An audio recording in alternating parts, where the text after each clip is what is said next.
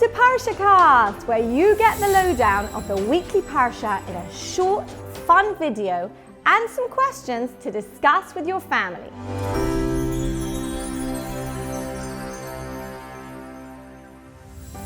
Hello everyone, it's time to explore ParSHA Eikev.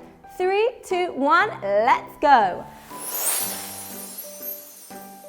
Moses continues to talk to the Jewish people about what will happen when they go into Israel. He says you might be scared and ask, how on earth will we beat such mighty nations?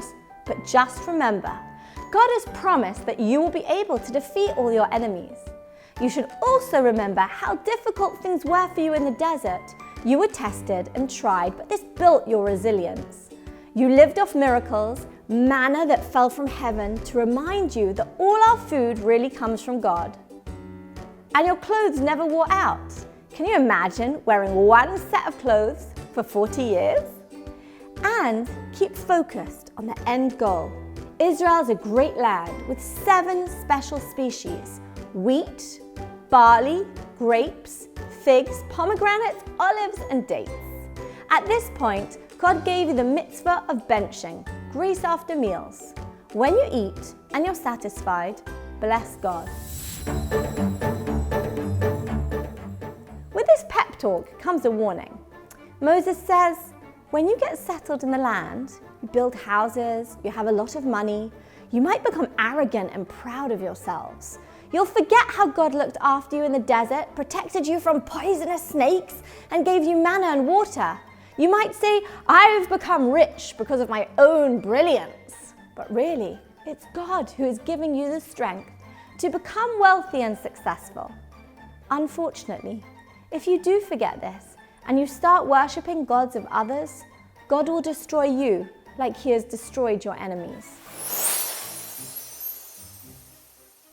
And to remind them that they have lost their way in the past, Moses reminds the people of their greatest fail right after receiving the Torah. When he went up the mountain to get the Torah, everything seemed perfect. The first tablets were written with the finger of God, and he spent 40 days getting ready to bring them down. But meanwhile, down on earth, the people had built a golden calf, and God was so angry he told Moses he would destroy them all. Moses came down the mountain, smashed the tablets, and prayed to God to forgive the Jewish people. Eventually, God forgave the people and told Moses to make new tablets. He wrote the 10 Commandments on them and spent another 40 days and 40 nights on the mountain. Moses brought them back down the mountain and put them in a special ark he had prepared. Now, he needed people who would carry it around. Who would it be? The tribe of Levi. In fact, they were not even given land in Israel because they were expected to be the spiritual leaders and work in the temple. So now Moses turns to the people and says, all you need to do is fear God, love God, and keep the Torah He has given you. Remember His care for you. There were just 70 of you when you went down to Egypt, and now you are as many as the stars in the sky.